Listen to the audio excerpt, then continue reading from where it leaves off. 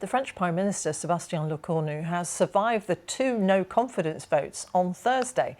The motions had been brought by the hard left and the far right, which want new elections. Mr Lecornu's postponement of controversial pension reform secured him enough support from the centre-left.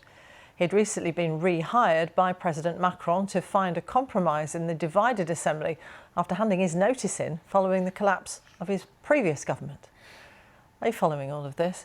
Well, someone who is, thankfully, is our reporter Pierre-Antoine Denis, who is here to talk us through the latest developments. Now, this was expected that he would survive this, but what does the result tell us?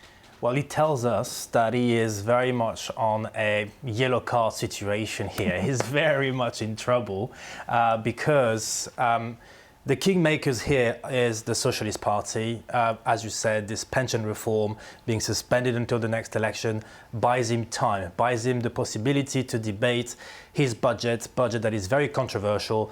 And the only reason why he is the Prime Minister, the old/new Prime Minister, is because no one in France wanted to take on board the budget that is put together. And that means that the next few weeks/few months will mean many debates around this very budget, because no one in Parliament really wants that budget as it is to go through. A lot of horse trading, a lot of concessions are going to be required then. What are the main points of contention? You've mentioned pension reform, of course. Yeah, so you've got these pension reforms, as I said, suspended until the presidential election. You have the debt to GDP ratio and therefore the savings that the country needs to make.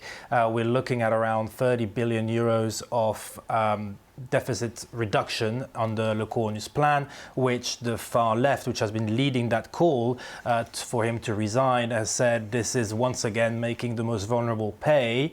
They're asking for more taxes when it comes to the wealthiest in France, which the more centrist part of the assembly says all you're going to do here is losing the attractiveness of France. And we've been hearing in the main political speech from Sébastien Lecornu earlier this week that he wants France to remain attractive. There is a loss of productivity when it comes to France compared to the European neighbours. So it is very key for the government right now to ensure France remains attractive, especially following these last few weeks of political turmoil. How safe is Lecornu now?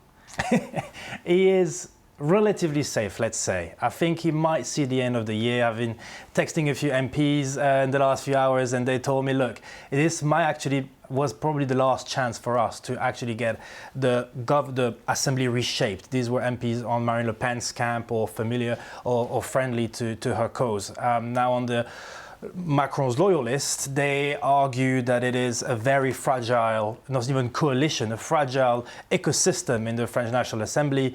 It is fair to say that at least is a right picture of the way France is divided at the minute, because the opinion polls swing in both ways when it comes to Lecornu's approval.